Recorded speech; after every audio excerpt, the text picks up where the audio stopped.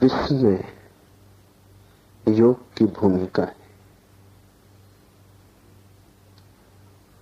इसे थोड़ा समझें। विस्मय का अर्थ शब्दकोश में दिया है आश्चर्य,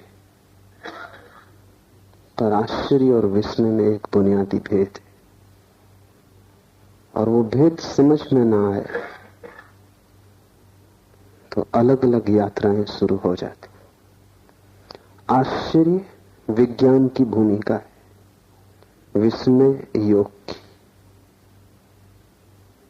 आश्चर्य बहिर्मुखी है, विस्मय अंतर्मुखी।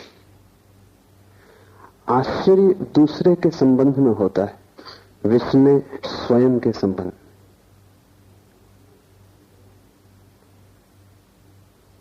एक बात जिसे हम नहीं समझ पाते, जो हमें अवाक कर जाता है, जिस पर हमारी बुद्धि की पकड़ नहीं बैठती, जो हमसे बड़ा सिद्ध होता है, जिसके सामने हम अनायास ही किम कर्तव्य विमूढ़ हो जाते, जो हमें मिटा जाता है, उससे विस्मय पैदा होता है। लेकिन अगर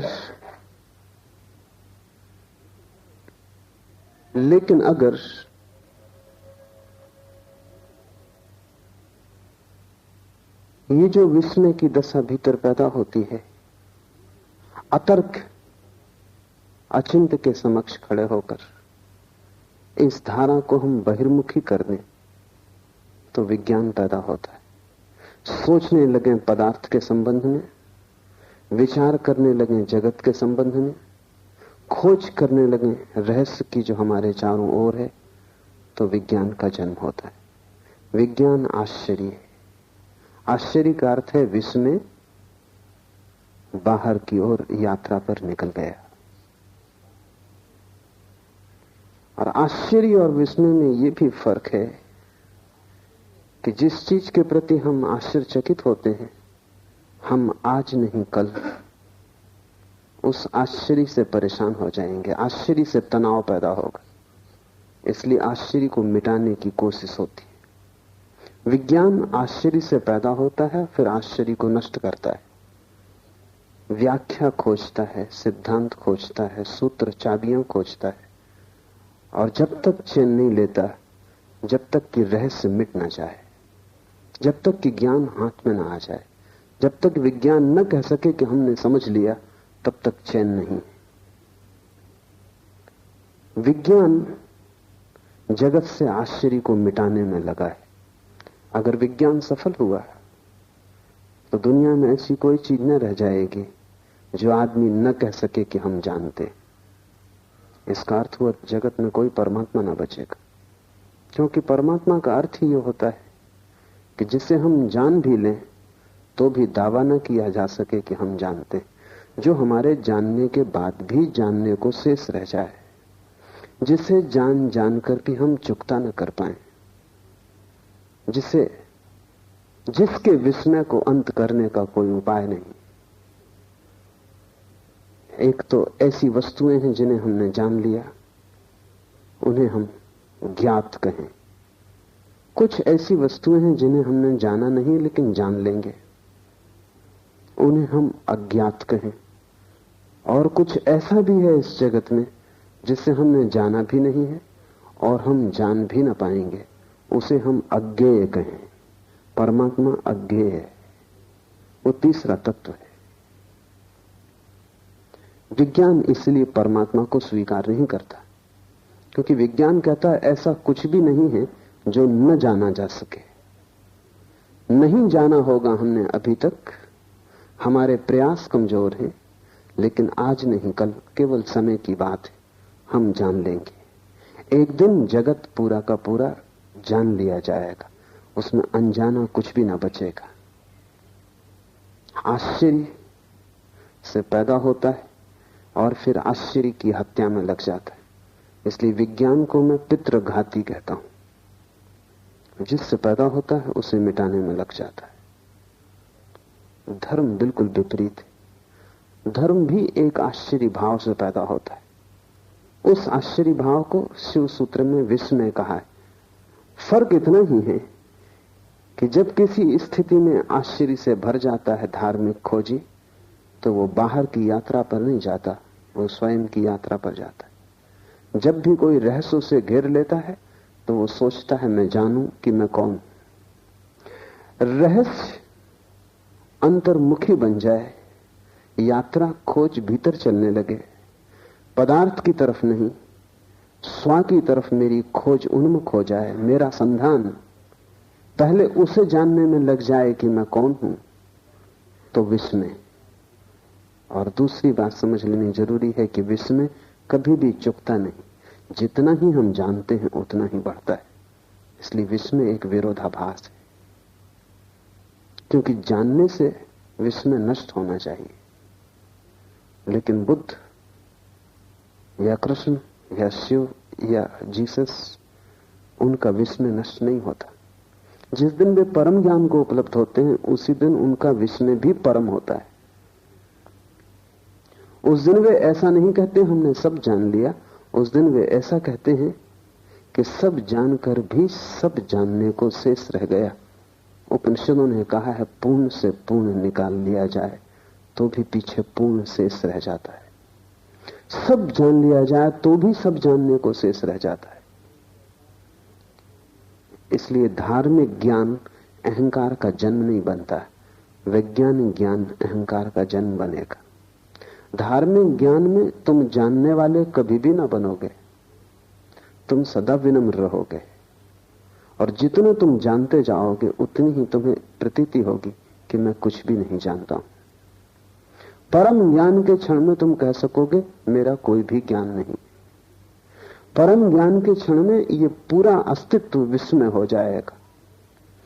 विज्ञान अगर सफल हो तो सारा जगत ज्ञात हो जाएगा, धर्म अगर सफल हो तो सारा जगत अज्ञात हो जाएगा। विज्ञान अगर सफल हो तो तुम जानने वाले अस्मिता से भर जाओगे और सारा जगत साधारण हो जाएगा, क्योंकि जहां विस्मय नहीं है वहां सब साधारण हो जाता है। जहां रहस्य नहीं है वहां सारी आत्मा खो जाती। जहां रहस्य का और उपाय नहीं है वहां आगे की यात्रा बंद हो जाती। जहां जिज्ञासा पूरी हो गई, कुतूहल समाप्त हो गया। अगर विज्ञान जीता तो जगत में ऐसी ऊब पैदा होगी जैसी ऊब कभी भी पैदा नहीं हुई थी।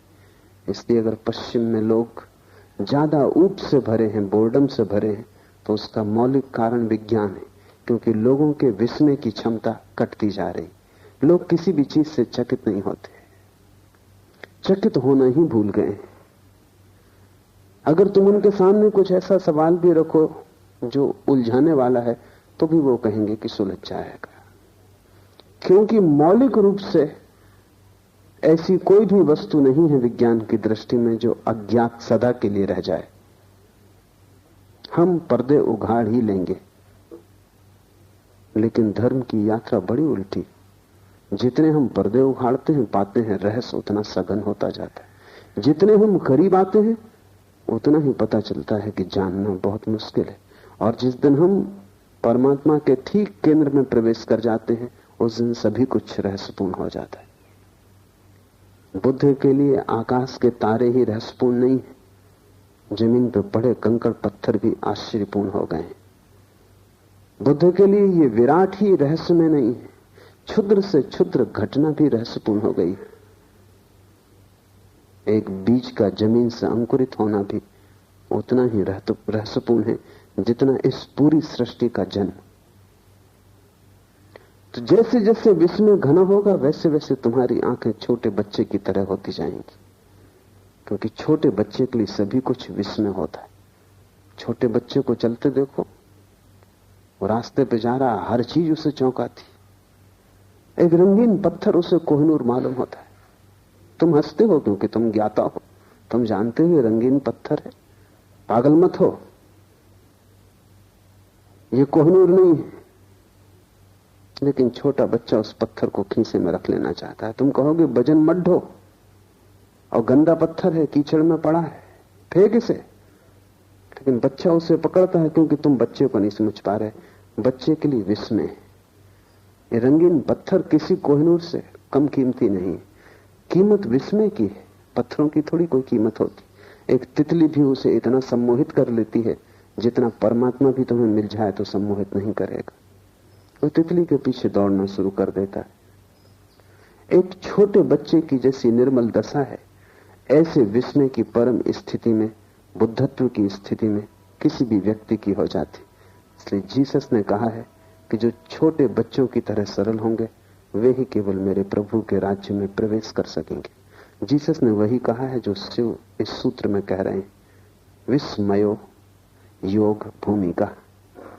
विस्मय योग का प्रथम चरण है। तब तो बहुत बातें ख्याल में लेनी नहीं जरूरी है।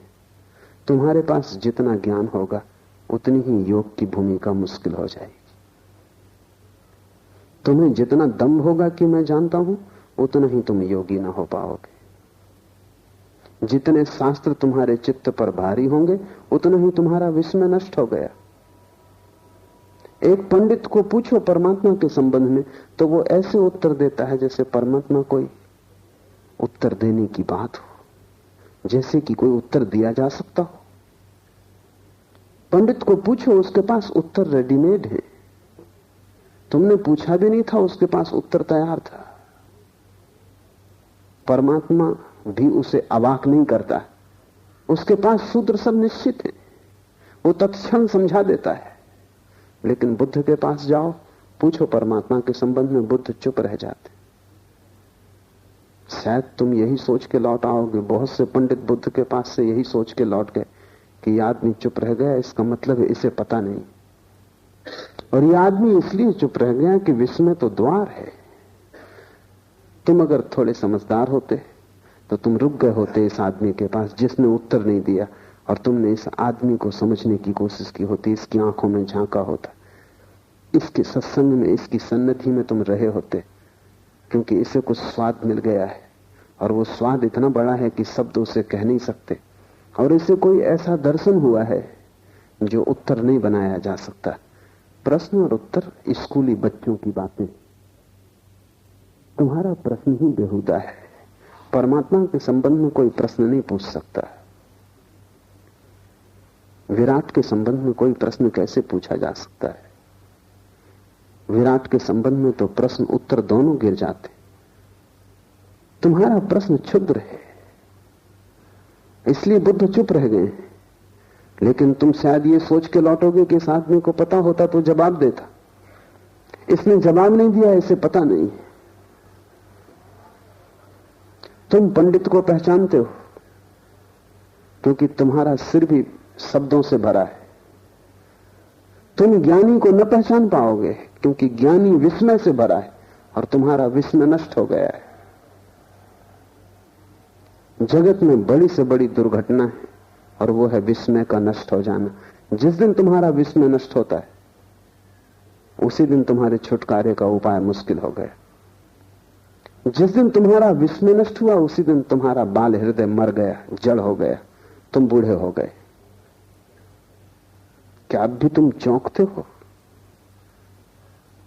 क्या जीवन तुम्हें प्रश्न बनता है? क्या चारों तरफ से पक्षियों की आवाजें, झरनों का शोरगुल, हवाओं का वृक्षों से गुजरना तुम्हारे लिए किसी पुलक से भर जाता है? तुम आह्लादित हो जाते हो? तुम जीवन को चारों तरफ देखकर अवाक होते हो? नहीं, क्योंकि तुम्हें सब पता है कि पक्षियों की आवाज, ये शोरगुल हवाओं का वृक्षों में, तुम्हारे पास हर चीज के उत्तर हैं। उत्तरों ने तुम्हें मार डाला है। तुम ज्ञान के पहले ज्ञानी हो गए हो। विस्मयो योग भूमिका।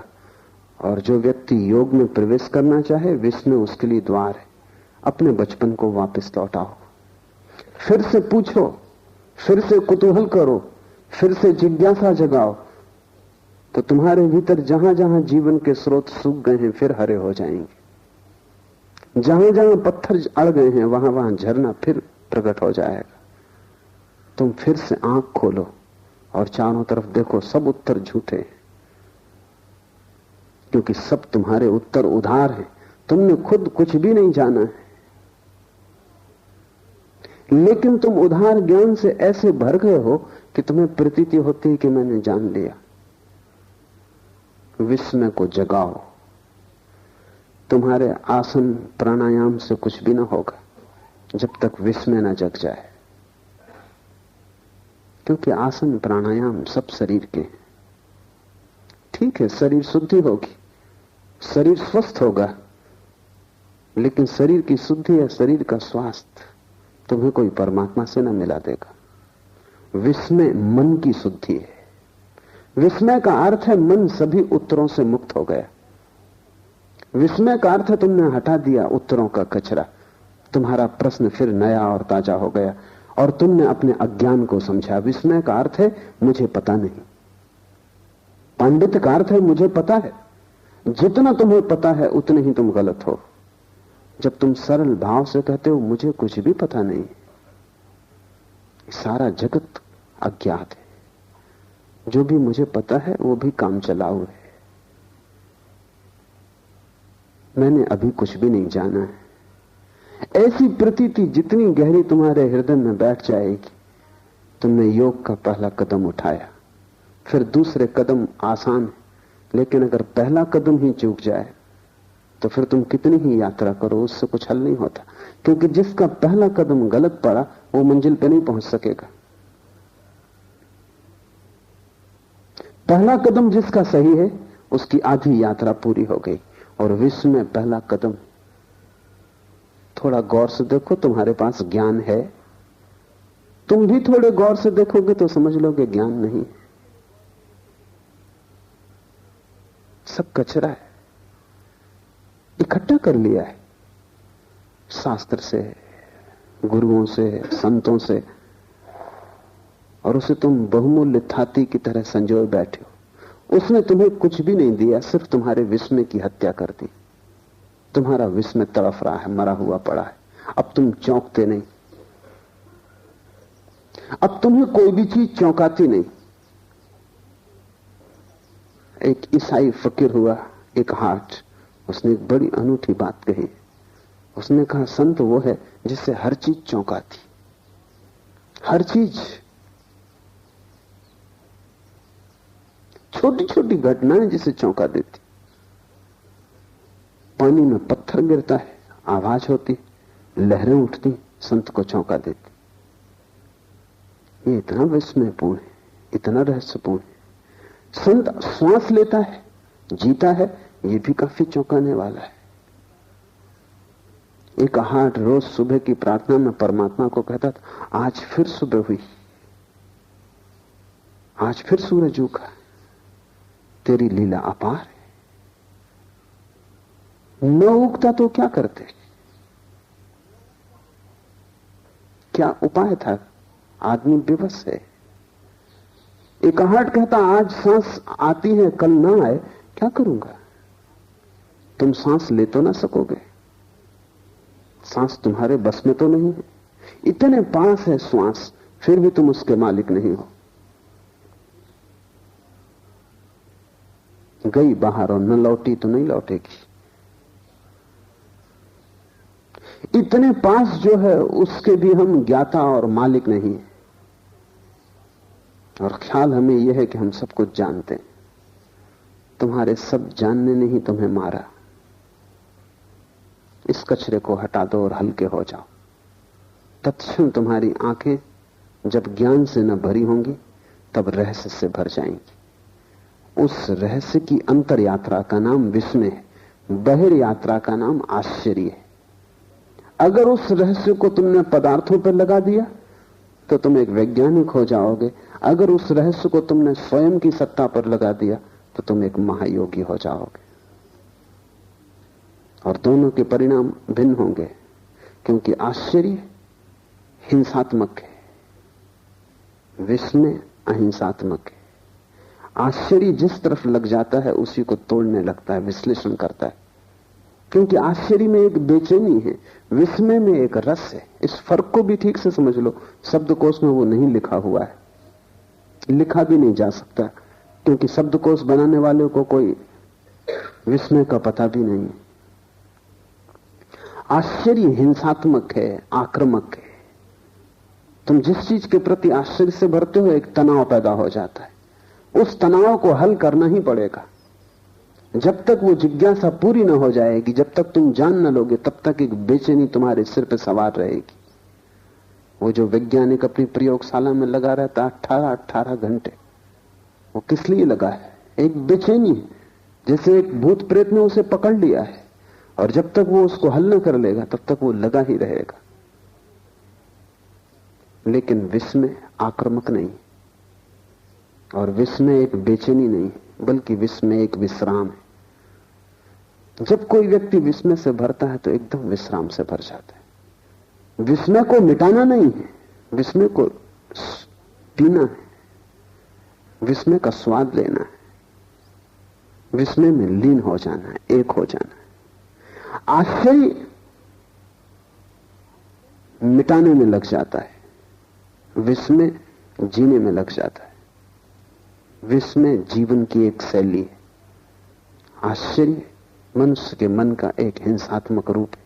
इसलिए विज्ञान विजय की भाषा में सोचता है, तोड़ो फोड़ो जीतो। धर्म समर्पण की भाषा में सोचता है, अपने को खो दो। जब तुम्हारे भीतर विस्मय का प्रवेश होगा तो विस्मय तुम में इस तरह लीन हो जाएगा जैसे तुम नमक की डिग्री पानी में डाल दो और सारा पानी खारा हो जाए। जिस दिन तुम विस्मय से भरोगे उस दिन तुम विस्मय से खारे हो जाओगे। रोआ रोआ विस्मय से भर जाएगा। उठोगे तो विस्मय, बैठोगे तो विस्मय, तुम सदा चौंके रहोगे। हर चीज रहस्यपूर्ण हो जाएगी। क्षुद्रतम भी विराट का हिस्सा हो जाएगा, क्योंकि जब क्षुद्र में भी विस्मय जुड़ जाता है तो क्षुद्र भी विराट हो जाता है। तब जाना हुआ कुछ भी नहीं है, सभी तरफ रहस्य तुम्हें घेरे हुए है। तब प्रतिपल नया हो रहा है और प्रतिपल नया निमंत्रण दे रहा है। विस्मय एक आमंत्रण है। मुल्ला नसरुद्दीन एक चुनाव में खड़ा हो गया था, तो मत मांगने घर घर गया। गांव में जो चर्च का पादरी था उसके द्वार पर भी गया। जब मत मांगने गया था तब भी उसके मुंह से शराब की बात आ रही थी। पादरी भला आदमी था, सीधे सीधे कहना अशिष्टता होगी, तो उसने नसरुद्दीन से कहा कि मुझे बस एक बात पूछनी, अगर संतोषजनक उत्तर दिया तो मेरा मत, मेरा वोट तुम्हारे लिए। क्या तुम कभी शराब पीते हो? पूछने का इसमें कुछ भी नहीं था, शराब वो पिए ही हुए था। नसरुद्दीन चौंका और उसने कहा कि इसके पहले कि मैं जवाब दूं, एक सवाल मुझे भी पूछना। ये जांच पड़ताल है या आमंत्रण?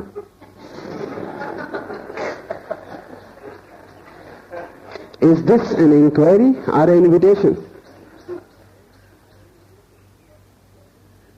आश्चर्य जांच पड़ताल है, विस्मय आमंत्रण। विस्मय एक भीतरी बुलावा है, और जैसे जैसे तुम भीतर प्रवेश करते हो वैसे वैसे डूबते चले जाते हो। एक दिन ऐसा आएगा कि तुम न बचोगे और विस्मय ही बचेगा। उस दिन परम ज्ञान घट गया। अगर तुमने आश्चर्य किया तो एक दिन ऐसा आएगा कि तुम ही बचोगे और आश्चर्य न बचेगा।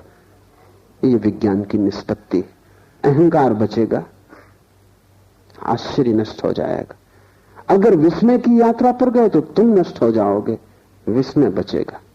रोआ रोआ उसी श्वास से भर जाएगा। तुम्हारा होना ही विस्मयपूर्ण होगा। इसे शिव ने भूमिका कहा योग की।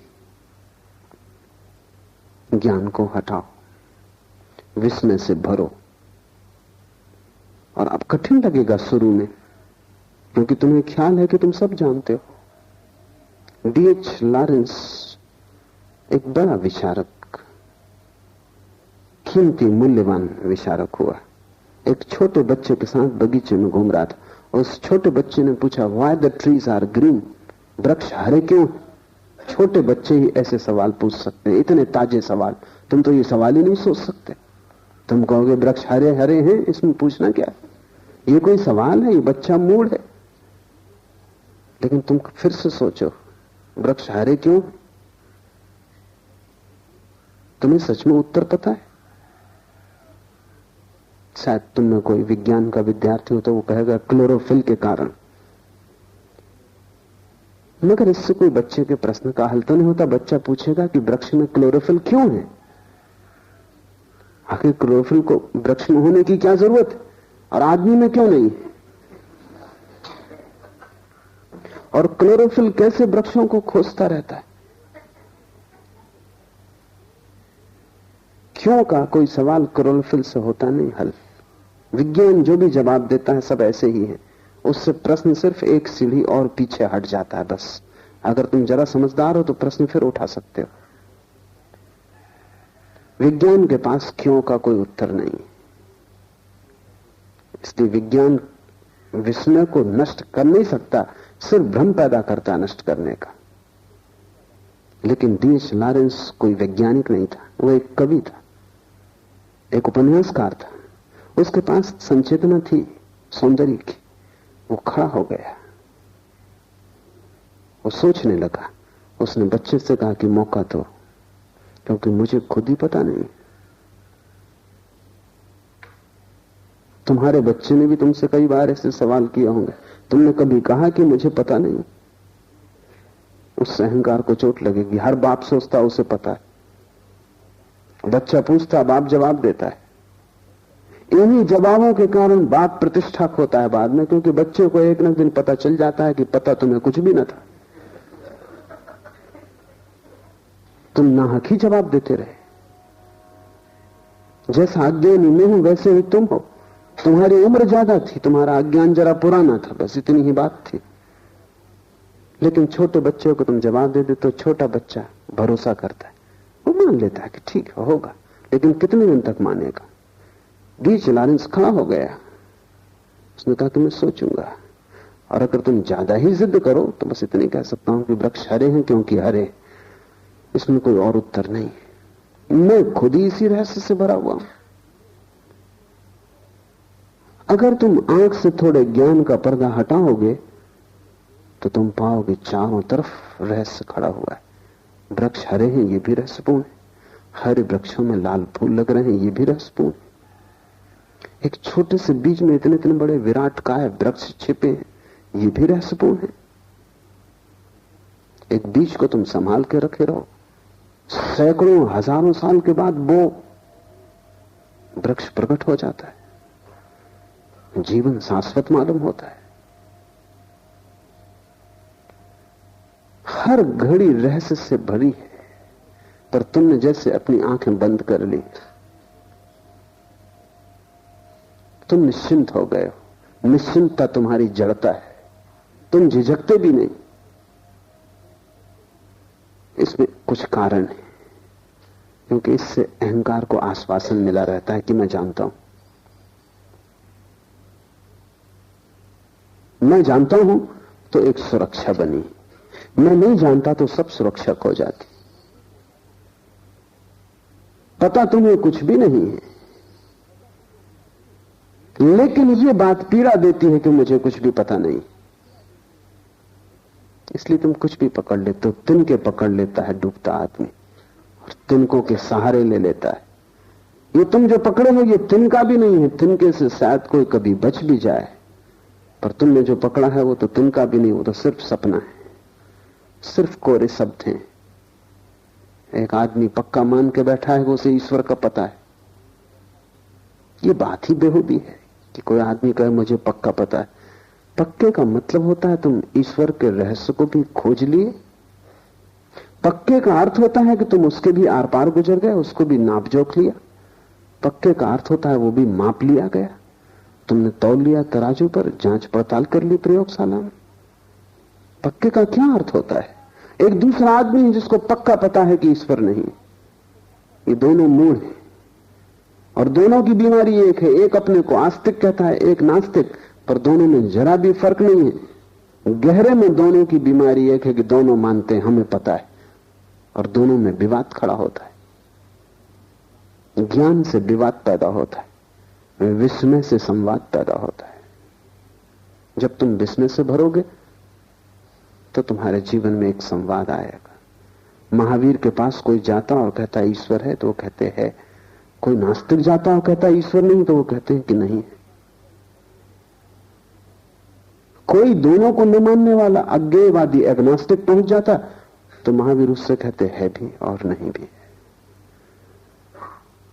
बड़ी कठिन बात हो गई, क्योंकि हम चाहेंगे उत्तर साफ दो, सीधे दो, चाहे गलत हो लेकिन साफ चाहिए।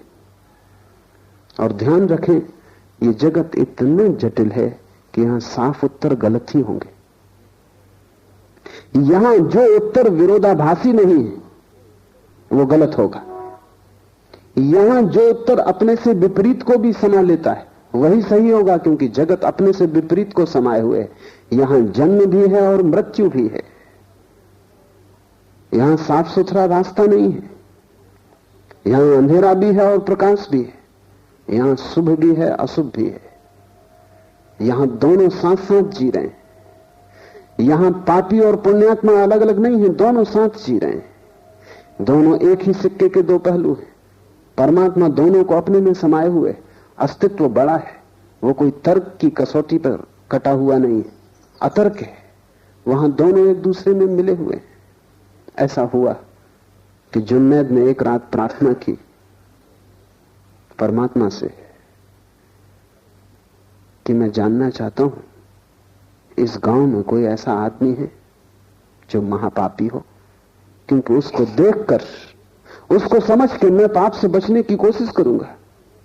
मेरे पास मापदंड हो जाएगा कि ये महापापी। इस जीवन से बचना। आवाज आई कि तेरा पड़ोसी। हैरान हुआ जुन्नैद। उसने कभी सोचा भी ना था कि उसका पड़ोसी और महापापी साधारण आदमी था, काम धंधा करता था, दुकान चलाता था। महापापी कर उसने सोचा भी ना था। उसका तो ख्याल था कि महापापी होगा कोई रावण, महापापी कोई होगा कोई महादुष्ट शैतान। ये आदमी दुकान चलाता है, बाल बच्चे पालता है। बड़ी उलझन में पड़ गया। ये तो साधारण आदमी था, इसको तो महापापी कोई भी नहीं कहेगा। दूसरी रात उसने फिर प्रार्थना की कि ठीक, तू जो कहे ठीक। अब मुझे एक और मापदंड चाहिए कि इस गांव में जो सबसे बड़ा महात्मा हो, पुण्यात्मा हो, उसकी मुझे खबर दे दे। परमात्मा ने कहा कि वही आदमी वो जो तेरे पड़ोस में। जुन्नैद ने कहा तू मुझे मुश्किल में डाल रहा है, मैं वैसे ही काफी मुश्किल में हूं। दिन भर उस आदमी को देखता रहा, ऐसा कुछ महापाप नहीं देखा। और अब और झंझट खड़ी हो गई, पुण्यात्मा भी वही है।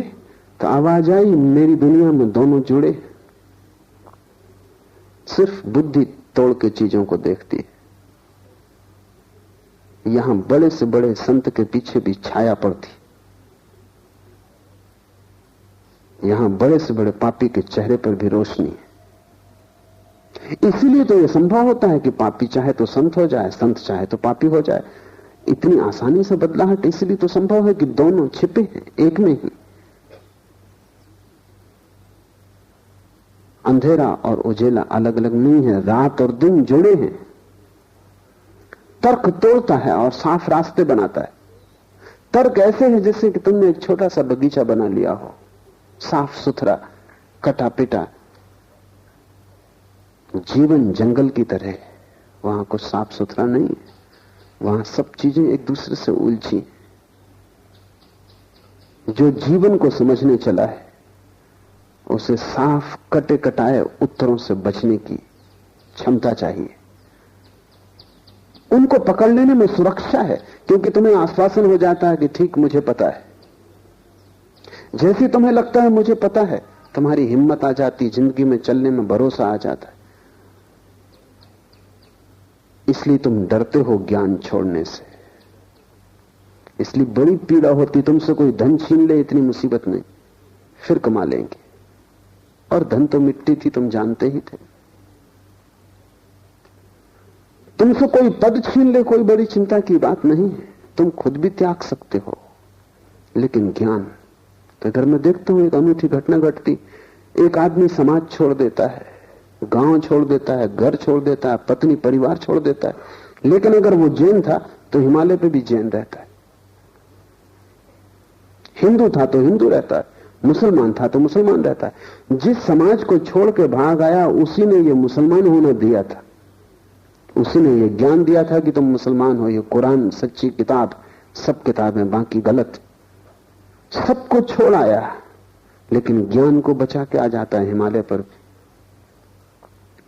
कुछ भी नहीं बदला इस आदमी की जिंदगी में, क्योंकि ज्ञान का भरोसा ऐसे यहां भी है। ज्ञान तुम छोड़ दो और जहां तुम खड़े हो वहीं हिमालय आ जाएगा।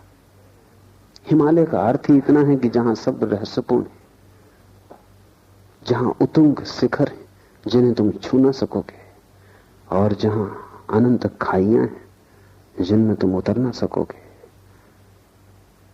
जो हमारे सभी पैमानों से बड़ा है। विस्मय का अर्थ है जहां तुम्हारी बुद्धि व्यर्थ हो जाती,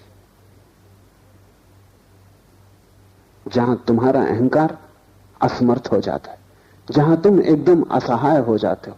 तुम रो सकते हो वहां, हंस सकते हो वहां, लेकिन बोल नहीं सकते। कहा जाता है कि मूसा जब सिनाई के पर्वत पर गए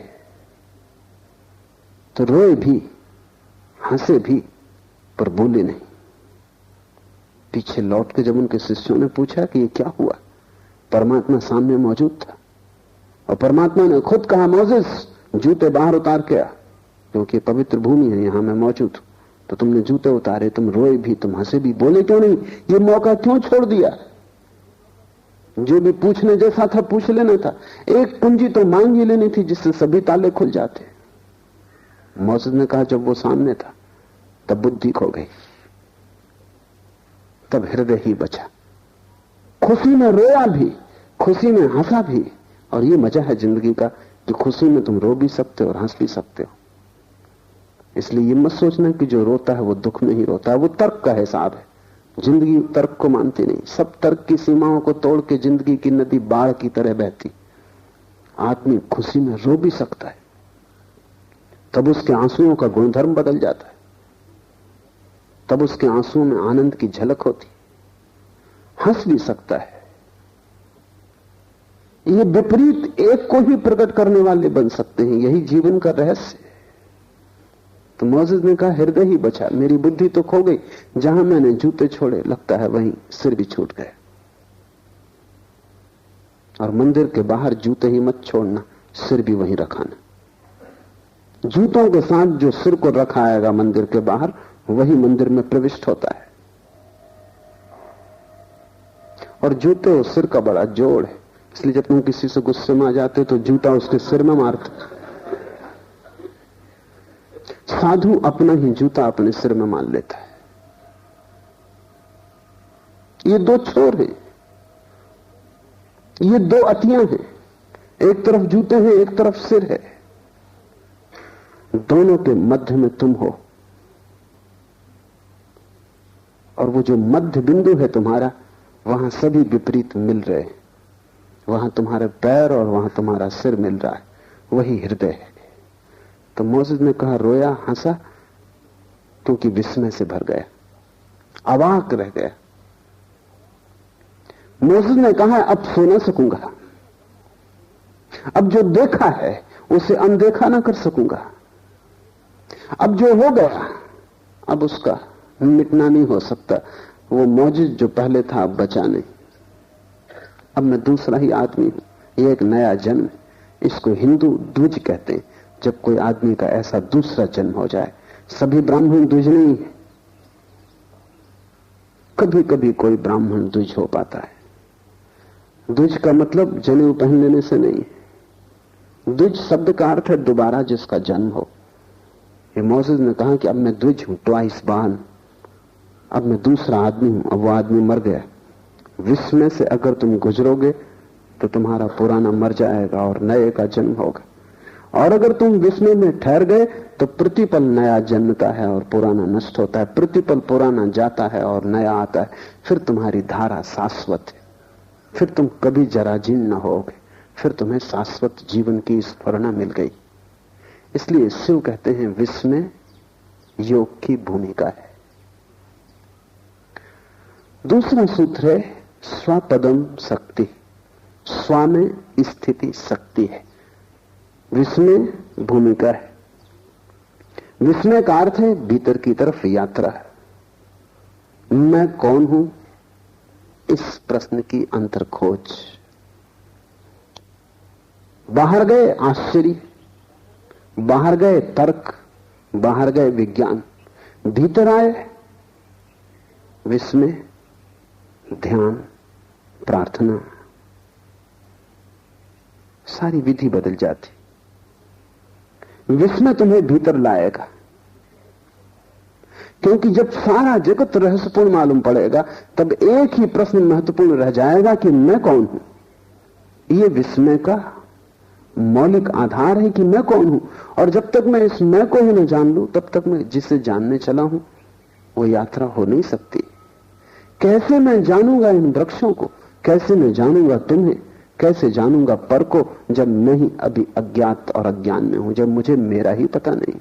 इसलिए मैं कौन हूं ये महामंत्र है। और जल्दी उत्तर मत देना, क्योंकि तुम्हारे पास उत्तर तैयार है। तो मैं कौन हूं तुम भीतर से कहते हो मैं आत्मा हूं, ये उत्तर काम ना आएगा। ये तो तुम्हें पता ही है, इससे तुम्हारी जिंदगी बदली नहीं। ज्ञान आग है, वो तुम्हें जला देगा।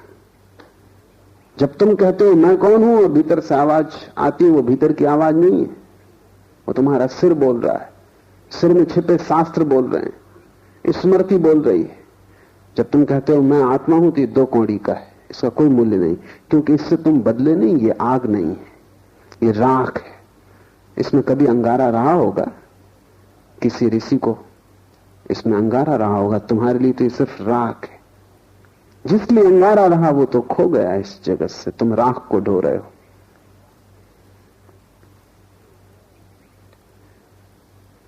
मैं कौन हूं इसको तुम पूछते जाना और उधार उत्तर मत देना।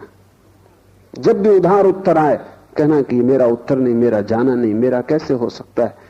जो मैं जानता हूं वही केवल मेरा हो सकता है। जो तुम उपलब्ध करोगे अपने श्रम से वही केवल तुम्हारी संपदा है। ज्ञान में चोरी नहीं चल सकती और न ज्ञान में भिखमंगापन चलता है। न तुम भीख मांग सकते, न तुम चोरी कर सकते। यहां डकैती नहीं चल सकती। यहां तो तुम्हें स्वश्रम से ही स्वयं को निर्मित करना होगा। दूसरा सूत्र है स्व में स्थिति शक्ति है। जैसे ही विस्मय पैदा हो भीतर की तरफ चलना, डूबना और स्व में स्थित हो जाने की चेष्टा करना। क्योंकि जब तुम पूछते हो मैं कौन हूं तो कब तुम्हें उत्तर मिलेगा। अगर इसका उत्तर तुम्हें चाहिए तो भीतर स्व में ठहरना पड़ेगा। उसको ही हमने स्वास्थ्य कहा है, स्वयं में ठहर जाना।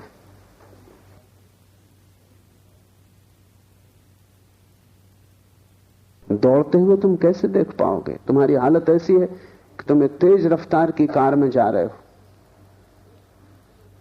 एक फूल तुम्हें खिड़की से दिखाई पड़ता है, तुम पूछ भी नहीं पाते ये क्या है कि तुम आगे निकल गए। तुम्हारी रफ्तार तेज, और वासना से तेज रफ्तार दुनिया में किसी और यान की नहीं है। चांद पर पहुंचना हो रॉकेट भी वक्त लेता है, तुम्हारी वासना को उतना वक्त भी नहीं लगता, इसी क्षण तुम पहुंच जाते हो। वासना तेज से तेज गति है, और जो वासना से भरा है उसका अर्थ है कि वो ठहरा हुआ नहीं, भाग रहा है, दौड़ रहा है। और तुम इतनी दौड़ में हो कि तुम पूछो भी कि मैं कौन हूं तो उत्तर कैसे आएगा। ये दौड़ छोड़नी होगी, स्व में स्थित होना होगा। थोड़ी देर के लिए सारी वासना, सारी दौड़, सारी यात्रा बंद कर देनी होगी। लेकिन एक वासना समाप्त नहीं हो पाती कि तुम 25 को जन्म दे लेते हो। एक यात्रा पूरी नहीं हो पाती कि 25 नए रास्ते खुल जाते हैं, तुम फिर दौड़ने लगते हो। तुम्हें बैठना आता ही नहीं, तुम रुके ही नहीं हो जन्मों से। मैंने सुना है कि एक सम्राट ने एक बहुत बुद्धिमान आदमी को वजीर रखा। लेकिन वजीर बेईमान था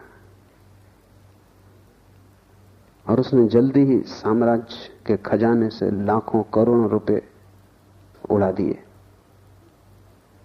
जिस दिन सम्राट को पता चला, उसने वजीर को बुलाया और उसने कहा कि मुझे कुछ कहना नहीं,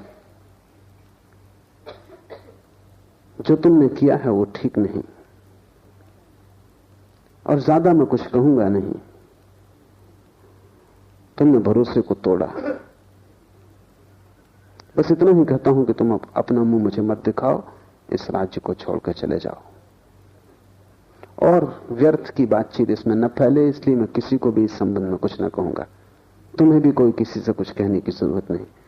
वजीर ने कहा, सुने, कहेंगे चला जाऊंगा, ये पक्की है बात कि मैंने करोड़ों रुपए चुराए, लेकिन फिर भी एक सलाह वजीर होने के नाते मैं आपको देता हूं, और वो ये कि अब मेरे पास सब कुछ है।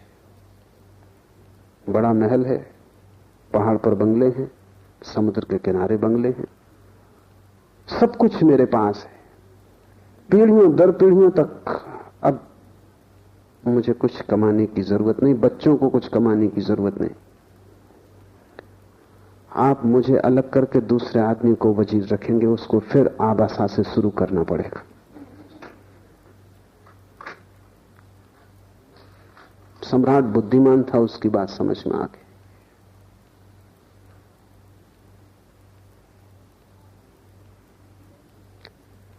ऐसा क्षण तुम्हारे जीवन में कभी नहीं आता है जब तुम कह सको अब सब मेरे पास है।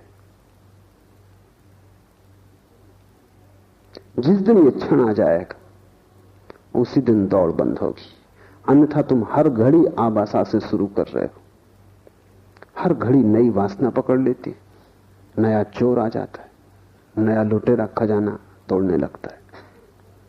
और एकांत लुटेरा हो तो ऐसा भी नहीं है, बहुत वासनाएं, तुम एक साथ बहुत दिशाओं में दौड़ रहे हो, तुम एक साथ बहुत सी चीजों को पाने की कोशिश कर रहे हो। तुमने कभी बैठ कर यह भी नहीं सोचा कि उनमें से कई चीजें तो विपरीत हैं, उनको तो तुम पा ही नहीं सकते, क्योंकि तुम एक को पाओगे तो दूसरी खोएगी, दूसरी की पाओगे तो पहली खो जाएगी। मुल्ला नसरुद्दीन मरता था तो उसने अपने बेटे को कहा कि मैं तुझे दो बातें समझा देता हूं, मरने के पहले तुझे कह जाता हूं, इन्हें ध्यान में रखना। दो बातें हैं, एक ऑनेस्टी, ईमानदारी, और दूसरी है विजडम, बुद्धिमानी। तो दुकान तू संभालेगा, काम तू संभालेगा, दुकान पे तख्ती लगी है। Honesty is the best policy, ईमानदारी सबसे अच्छी नीति है, इसका पालन करना। कभी किसी को धोखा मत देना, कभी वचन भंग मत करना, जो वचन दे उसे पूरा करना। बेटे ने कहा ठीक, दूसरा क्या है? बुद्धिमानी, उसका क्या अर्थ है?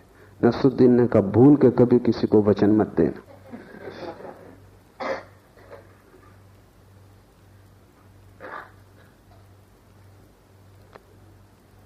बस ऐसा ही विपरीत बटा हुआ जीवन है।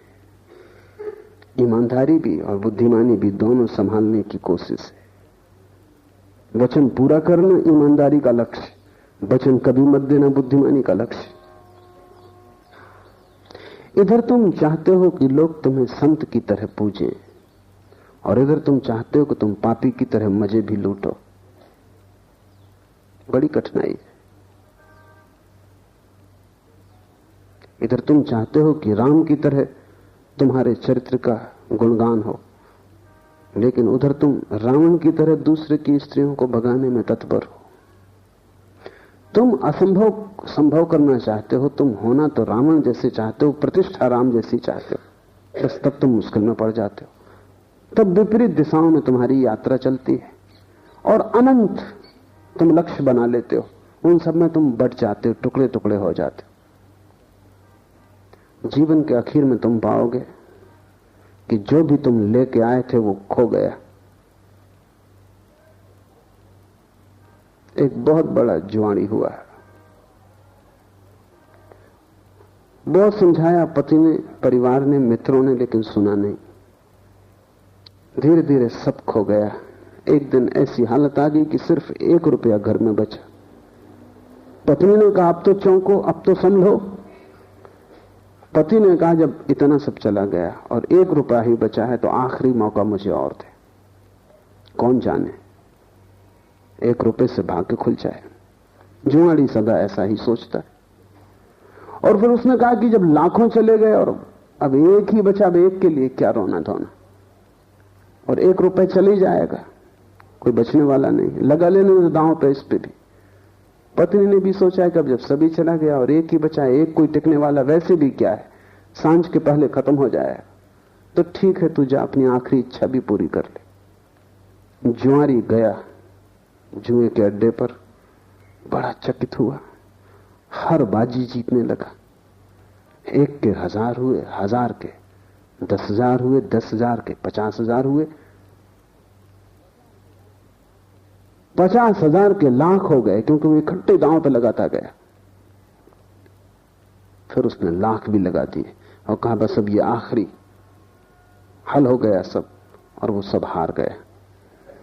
वो घर लौटा, पत्नी ने पूछा क्या हुआ, उसने कहा 1 रुपया चला गया। क्योंकि तुम वही खो सकते हो जो तुम लेके आए थे, लाख की क्या बात करनी। उसने कहा 1 रुपया खो गया, कोई चिंता की बात नहीं।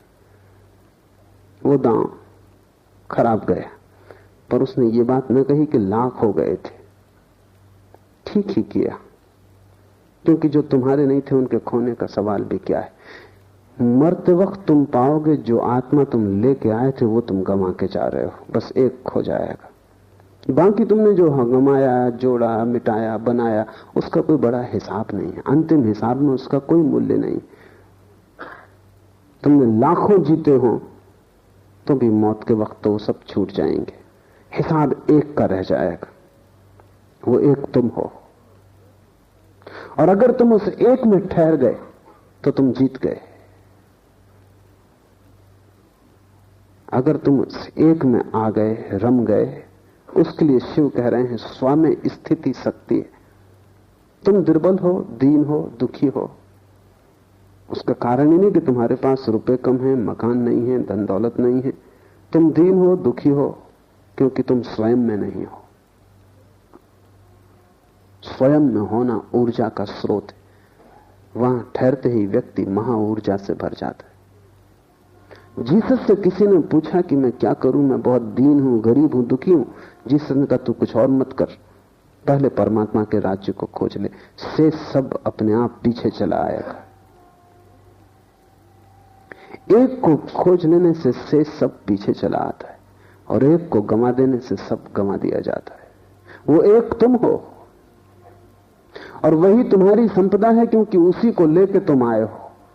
और आखिरी हिसाब में यही पूछा जाएगा कि जो तुम लेके आए थे उसे बचा सके या उसको भी गंवा दिया। स्व में स्थिति शक्ति है, स्वपदम शक्ति।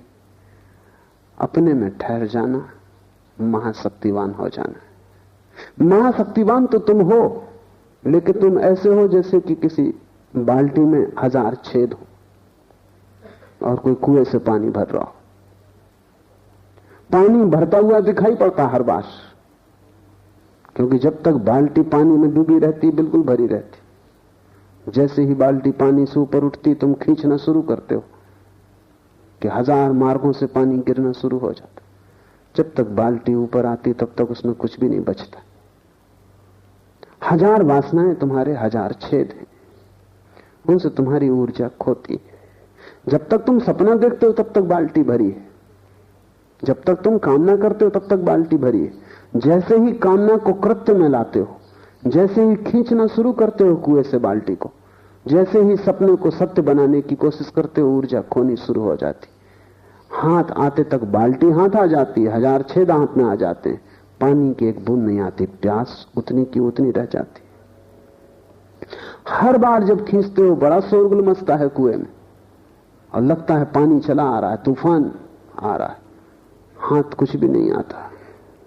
हर बार तुम खाली हाथ लौटते हो, लेकिन वासना बड़ी अद्भुत है। एक मछली मार को कोई राहगीर पूछता था, कितनी मछलियां पकड़ी? सांझ होने के करीब थी, सुबह से बैठा था बंसी को डाले। ये राहगीर कई बार वहां से निकला और देख गया था। आखिर उससे न रहा गया, उसने पूछा कितनी पकड़ी?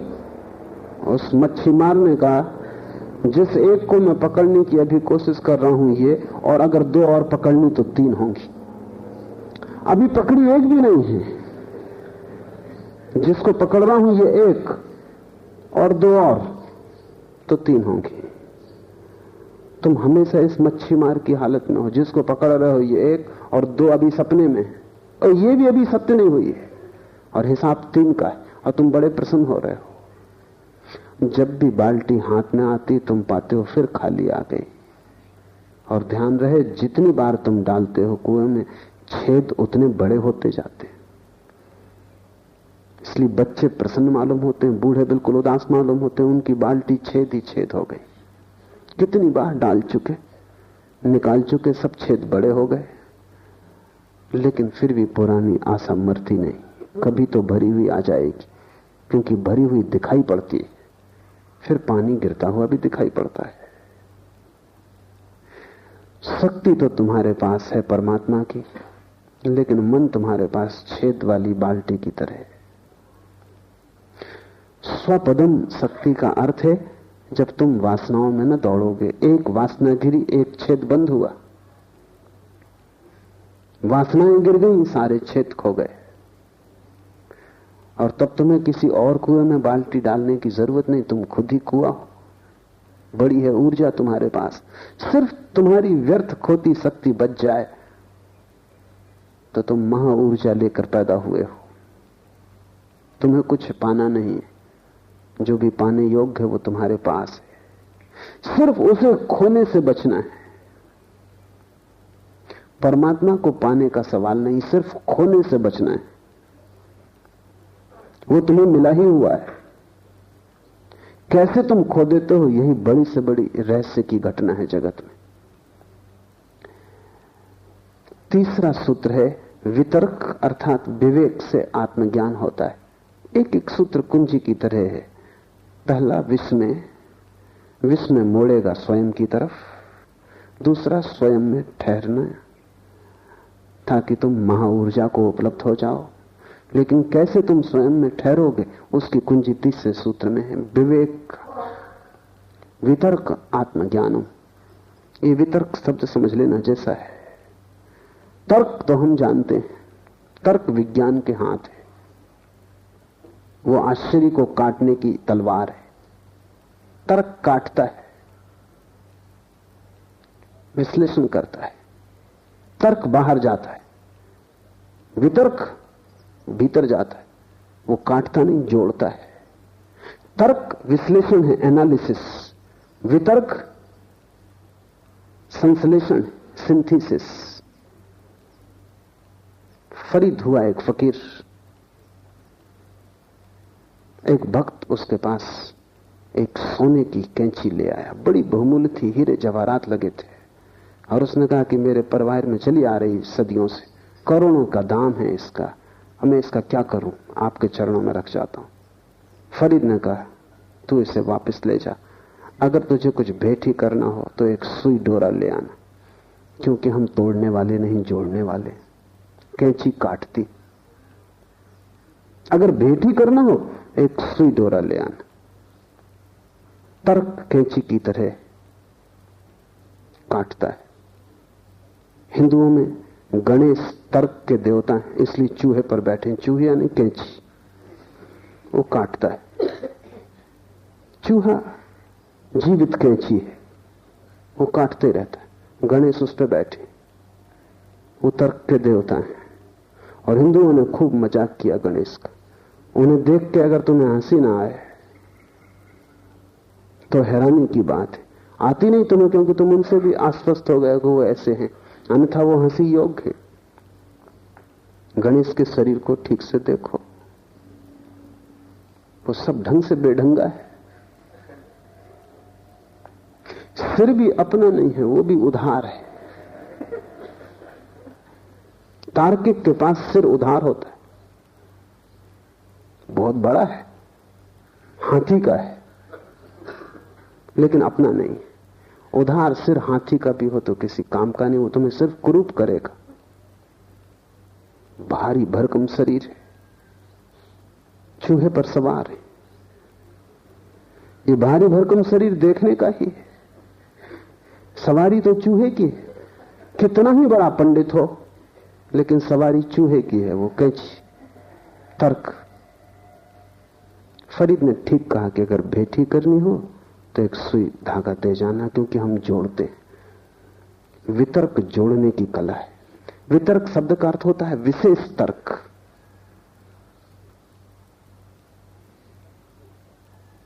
साधारण तर्क तोड़ता है, विशेष तर्क जोड़ता है।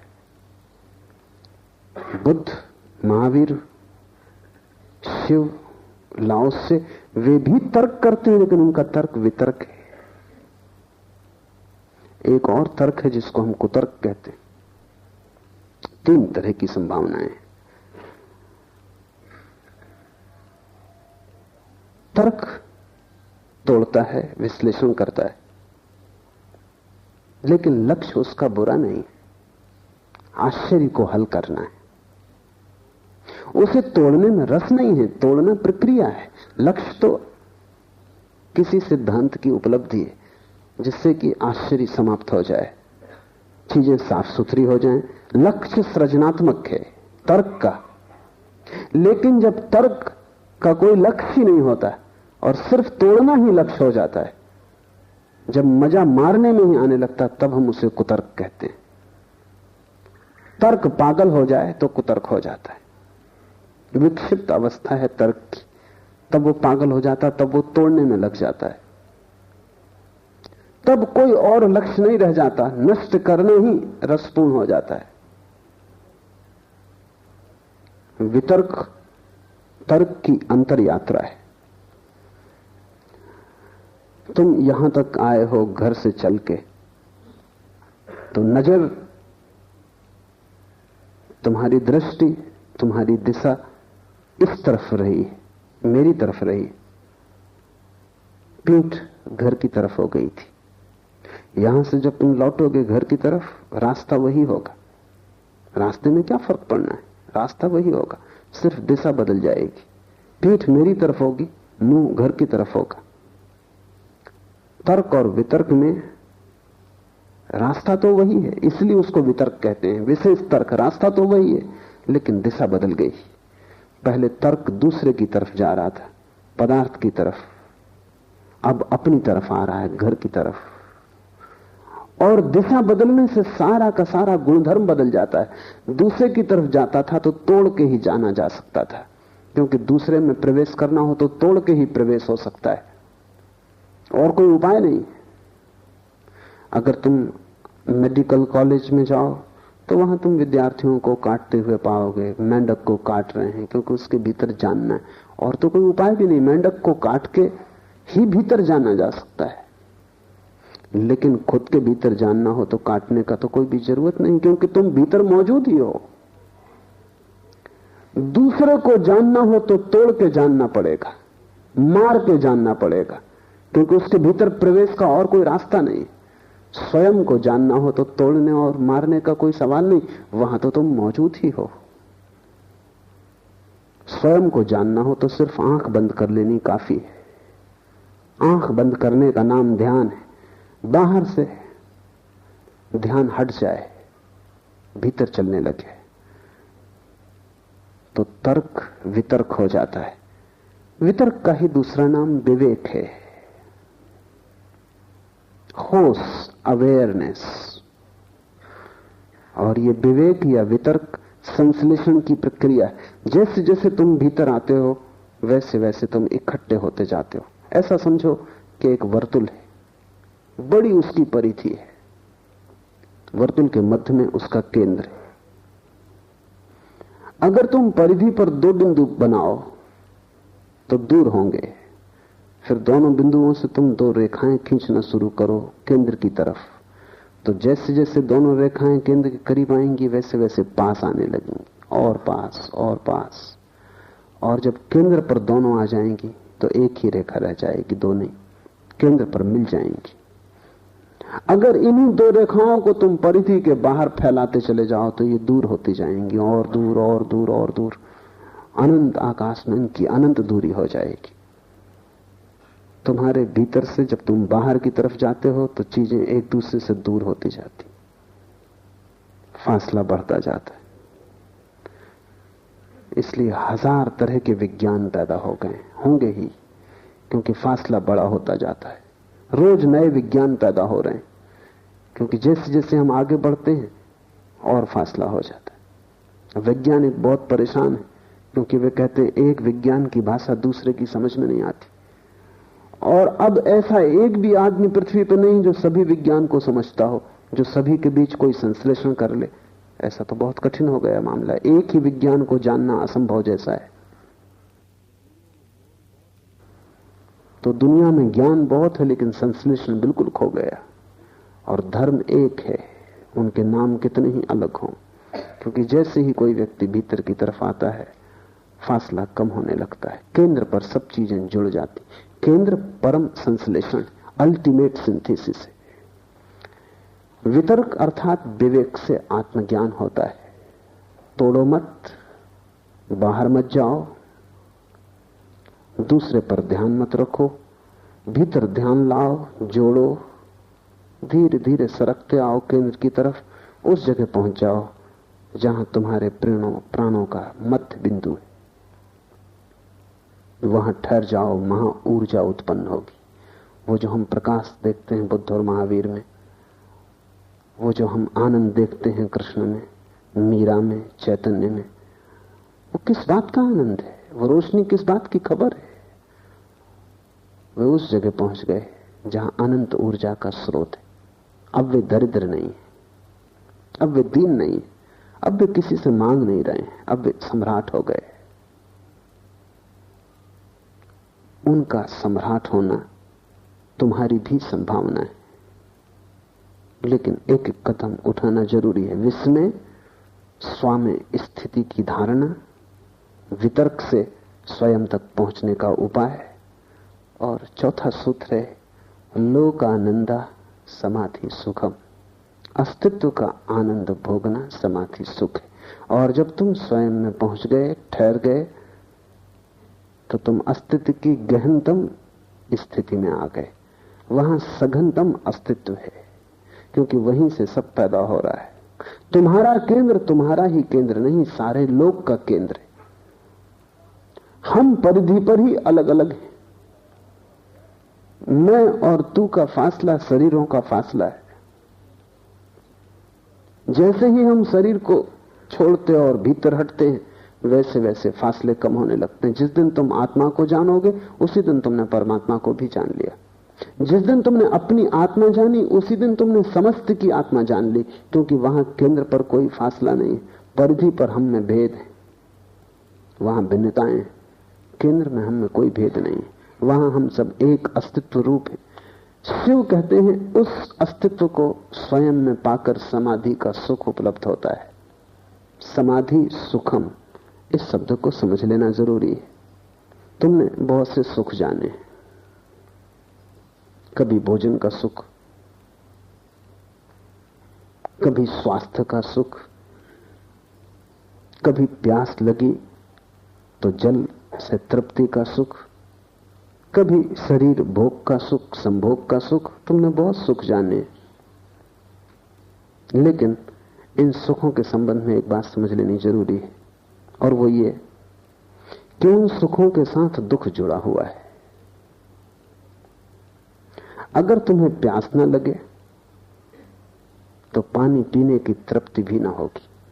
प्यास की पीड़ा तुम झेलने को राजी हो तो पानी पीने का मजा तुम्हें आएगा। दुख पहले और दुख लंबा और सुख क्षण भर, क्योंकि जैसे ही कंठ से पानी उतरा तृप्ति हो गई, फिर दुख, फिर प्यास। भूख न लगे, भूख की पीड़ा न हो तो तो भोजन की कोई तृप्ति नहीं। इसलिए एक दुनिया में बड़ी दुर्घटना घटती। जिनके पास भूख है उनके पास भोजन नहीं, वे भोजन का मजा ले सकते थे, उन्हें भोजन में सुख आता क्योंकि वे बड़ा दुख झेल रहे हैं भूख का। और जिनके पास भूख नहीं है उनके पास भोजन है, वे भोजन का सुख ले नहीं पाते, भोजन से दुख ही मिलता उनको उल्टा।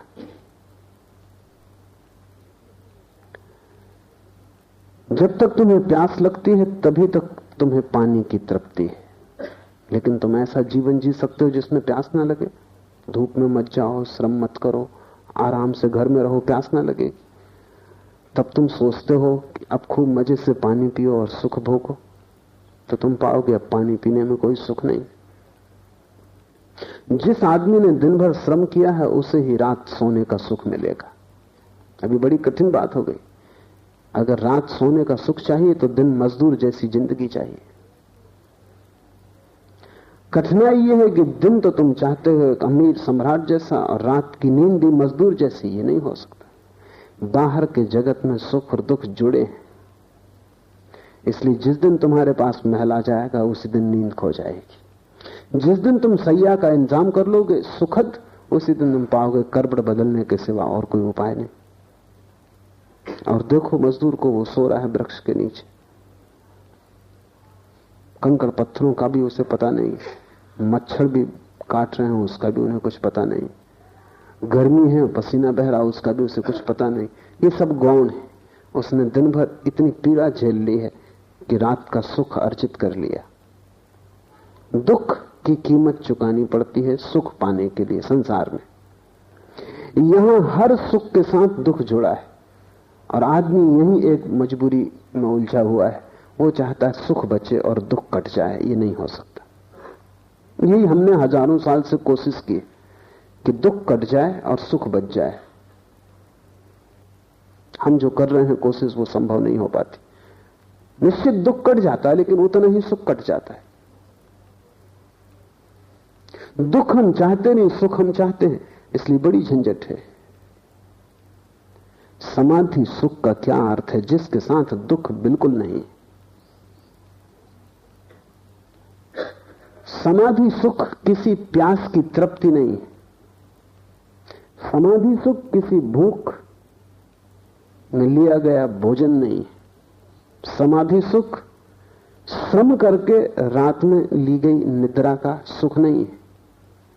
समाधि सुख के साथ दुख का कोई भी संबंध नहीं। वही अंतर है सांसारिक सुख और आध्यात्मिक सुख में। समाधि सुख सिर्फ होने का सुख है, उसके साथ कोई त्रसा, कोई तृष्णा, कोई दुख नहीं जुड़ा है। वो सिर्फ होने का आनंद है। इसलिए शिव कह रहे हैं लोकानंदा, अस्तित्व का आनंद है। तुम हो, बस इतनी ही बात आनंदपूर्ण है। इसमें कोई त्रसा और पीड़ा और इस सब का कोई संबंध नहीं। फिर ध्यान रहे कि आत्मा की न तो कोई प्यास है न कोई भूख है। इसलिए वहां कोई भूख और प्यास और उनकी तृप्ति से होने वाला सुख तो हो नहीं सकता।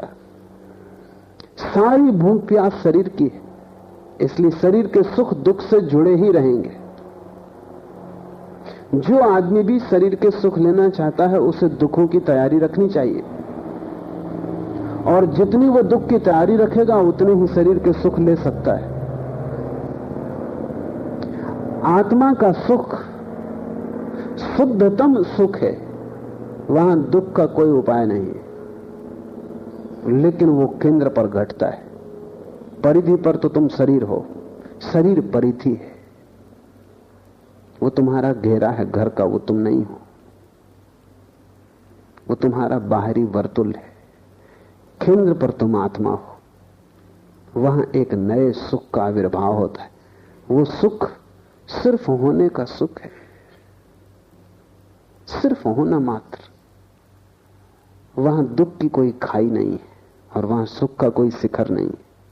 वहां ऊंचाइयां नीचाइयां नहीं, वहां पाना खोना नहीं है, वहां दिन रात नहीं है, वहां श्रम विश्राम नहीं है। वहां तुम सिर्फ हो, वहां शाश्वत होना है।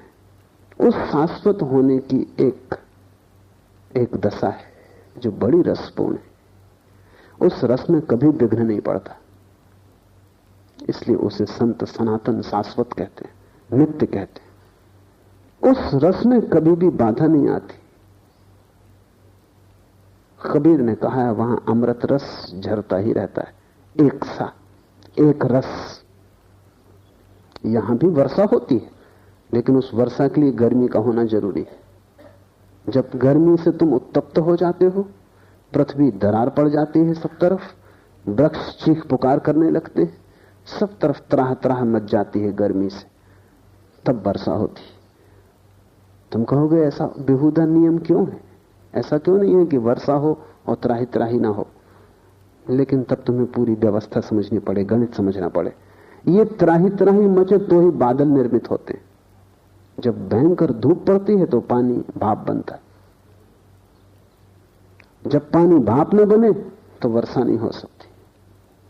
तो जब पानी भाप बन जाएगा, आकाश में बादल सघन होंगे, और जब बादल इतने सघन हो जाएंगे तो उनको बरसना ही पड़ेगा, तभी वर्षा होगी। तो वर्षा के पहले भयंकर गर्मी जरूरी है। आत्मा के जगत में विपरीतता नहीं है, वहां द्वंद्व नहीं है। इसलिए हम उसे निर्द्वंद, अद्वैत इन शब्दों से पुकारते हैं। वहां एक है, वहां दो नहीं है। पर तब तुम्हें समझना बहुत कठिन हो जाएगा वहां किस तरह का सुख होगा,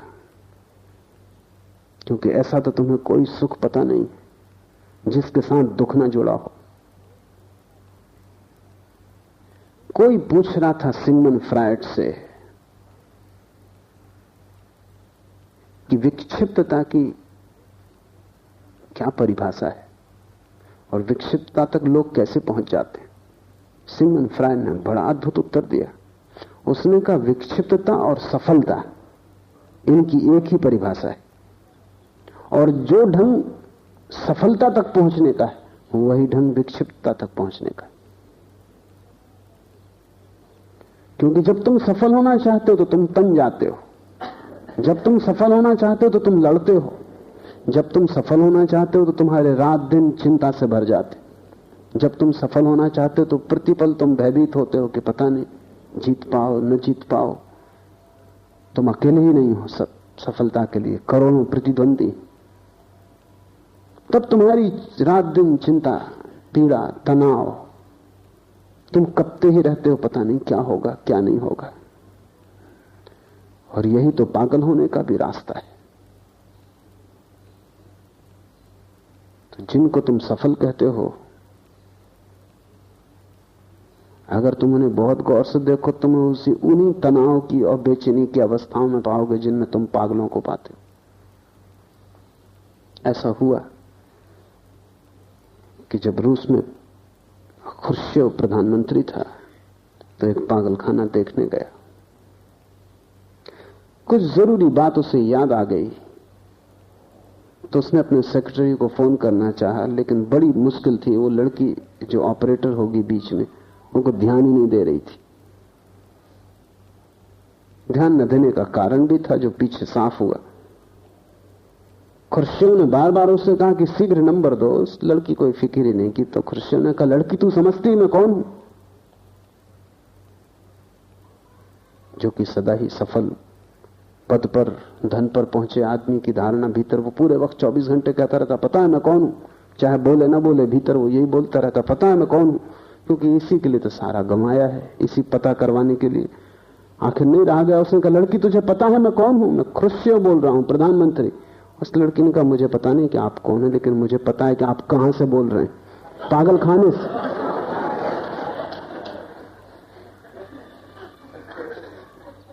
लेकिन सभी प्रधानमंत्री वहीं से बोल रहे हैं, और कोई जगह है भी नहीं जहां से वो बोले। खुर्शीव एक बार लंदन आया। किसी ने उसे बहुमूल्य कपड़ा भेंट किया था। कपड़ा इतना कीमती था कि वो चाहता था दुनिया का श्रेष्ठ से श्रेष्ठ दर्जी उसे बनाए। मास्को में भी उसने पूछवाया, जो अच्छे से अच्छा दर्जी था। वो चाहता था एक कोट भी बन जाए, एक बंडी भी बन जाए, एक पैंट भी बन जाए। तो उस दर्जी ने कहा कि मुश्किल, 3 चीजें मुश्किल, 2 कोई भी बन सकती हैं। कपड़ा इतना कीमती था कि वो चाहता था पूरा सूट ही बने, तो लंदन ले आया। लंदन के दर्जी ने उसको देखा तो उसने कहा कि ठीक है, एक पैंट, एक कोट, एक बंडी तो बन ही सकती, कुछ कपड़ा भी बचेगा, आपके बच्चे के लिए भी बन सकता है। तो खुर्शीद बहुत हैरान हुआ। उसने कहा क्या? और मैंने अपने दर्जी को पूछा मास्को में। हद कर दी उस बेईमान ने। वो कह रहा था कि इसमें बस दो ही चीजें बन सकती। तो लंदन के दर्जी ने कहा आप उस पर नाराज ना हो, मास्को में आप बहुत बड़े आदमी, ज्यादा कपड़ा लगेगा, लंदन में आप ना कुछ।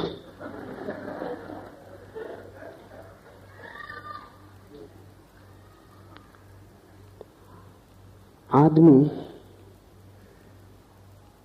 पूरे जीवन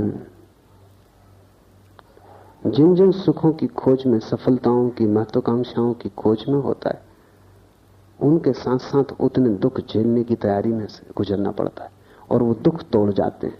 इसके पहले कि तुम सफल हो, तुम करीब करीब असफल हो जाते हो। संसार में सफल कोई होता ही नहीं, क्योंकि यहां सफलता की कीमत में इतनी गहरी विक्षिप्तता झेलनी पड़ती है, इतना पागलपन झेलना पड़ता है। जब तक सफलता हाथ में आती है, हाथ में आने योग्य नहीं रह जाती।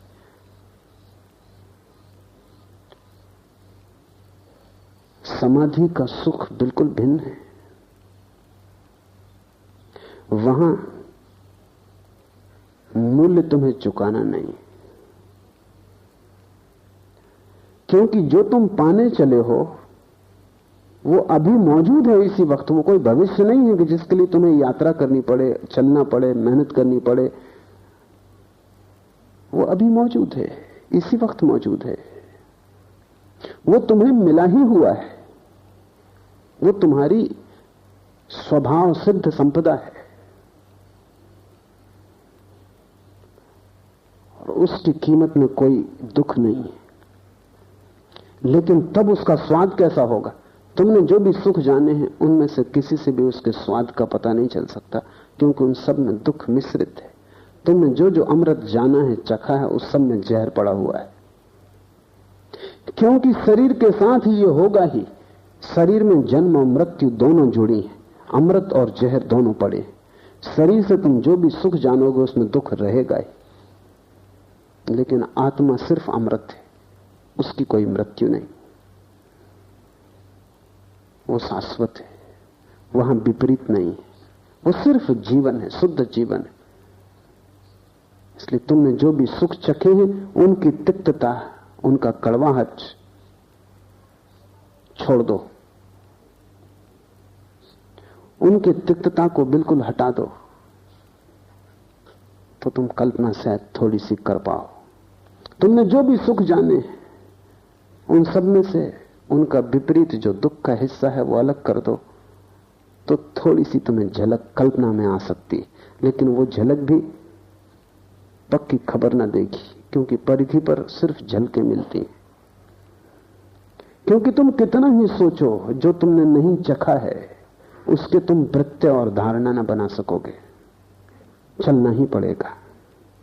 ये सूत्र बड़े कीमती हैं। विस्मय से भरो, मुड़ो स्वा की ओर, स्वयं में ठहरो ताकि महा ऊर्जा तुम्हें उपलब्ध हो जाए, जीवन तुम्हारा हो परम जीवन। विवेक से आत्मज्ञान को उपलब्ध हो जाओ, जागृति से, परम जागृति से निद्रा को तोड़कर, और अस्तित्व का आनंद भोग सकोगे, तब तुम समाधि सुख तुम्हारा है।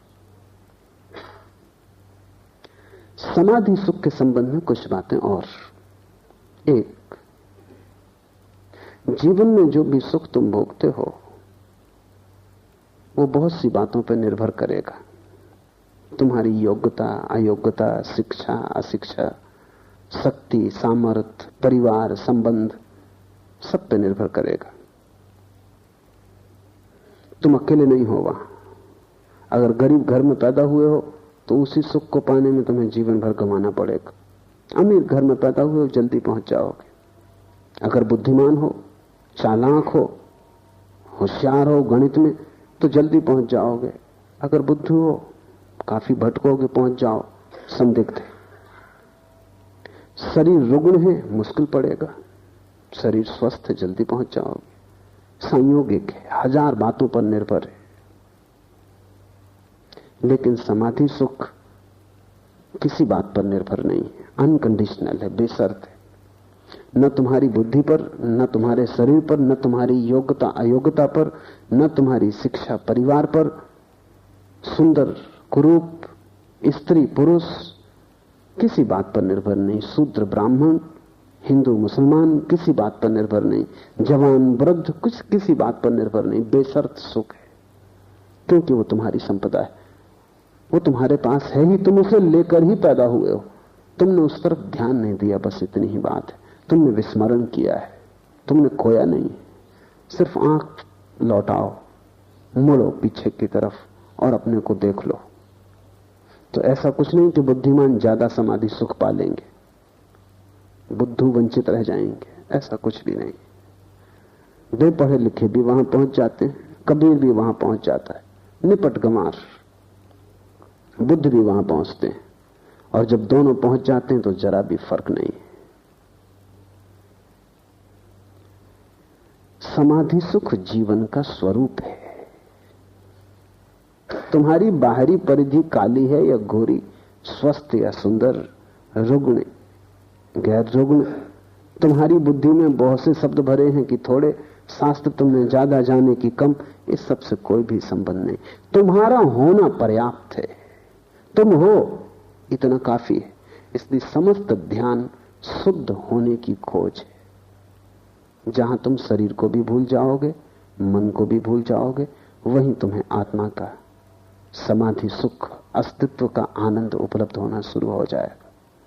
किसी भांति बस इतना ही करो कि थोड़ी देर को शरीर तुम्हें स्मरण ना रहे, मन स्मरण ना रहे। जैसे ही शरीर और मन का विस्मरण होगा, आत्मा का स्मरण होगा।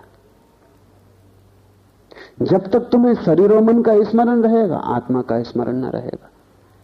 क्योंकि शरीर और मन बाहर, आत्मा भीतर, तुम दोनों की तरफ एक साथ न देख सकोगे, एक की तरफ ही देख सकोगे। इस समाधि शिविर में तुमने अगर इतना ही किया कि थोड़ी देर को, एक क्षण को भी शरीर और मन भूल जाए, तो तुम्हें समाधि सुख का स्वाद मिल जाए। और एक बार स्वाद मिल जाए बस काफी, फिर तुम्हारी जिंदगी दूसरी हो गई। पहला स्वाद ही कठिन है। एक दफा गर्दन मुड़ जाए फिर तो तुम जान लिए तरकीब, फिर तुम जहां भी गर्दन मोड़ लोगे वहीं तुम देख लोगे।